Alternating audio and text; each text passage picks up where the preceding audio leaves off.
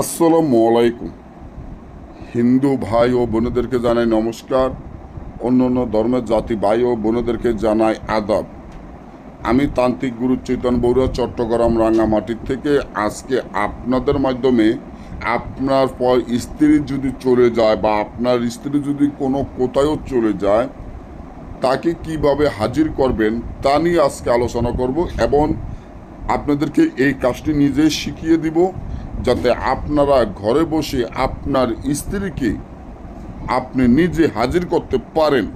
সে যেখানে থাকুক আপনার কাছে ছুটে আসতে বাধ্য হবে এবং আপনার কাছে চলে আসতে বাধ্য হবে।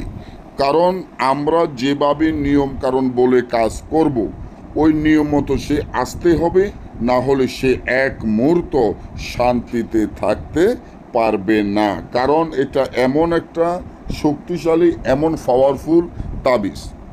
তো আমি তাই আজকে আপনাদেরকে শিখিয়ে দিব। ধরুন আপনার স্ত্রী,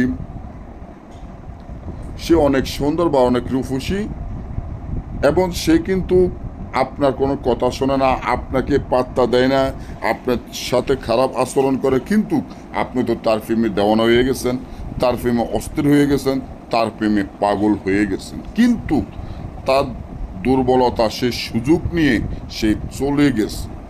কোন জায়গায় গেছে, কোন জায়গায় আছে তাও জানেন না। অন্য একটা ছেলের সাথে ভেগে গেছে।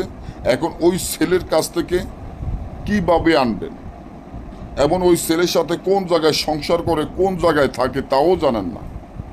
বা সে বাপের বাড়িতেই চলে গেছে।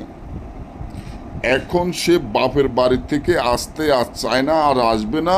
এমনকি সে আপনাকে আর পাত্তা দেয় না, আপনার সাথে আরো খারাপ আচরণ, খারাপ ব্যবহার করে। আপনি তো খুব টেনশনে, হতাশা হয়ে গেছেন। তাকে কিভাবে আপনার কাছে আনাইবেন, কিভাবে তাকে আপনার কাছে আনতে চান, তা নিয়ে খুবই হতাশা বা খুব টেনশনে বা খুব চিন্তা ভাবনার মধ্যে পড়ে গেছে। তখনই যে তাবিজটি আপনারা দেখতে আছেন, এই তাবিজটি একটা তাবিজ পাথর চাপা দিবেন, 3টা তাবিজ আগুনে জ্বালাবেন। সে যেখানে তাকে আপনার কাছে ছুটে আসতে বাধ্য হবে। না বুঝলে যোগাযোগ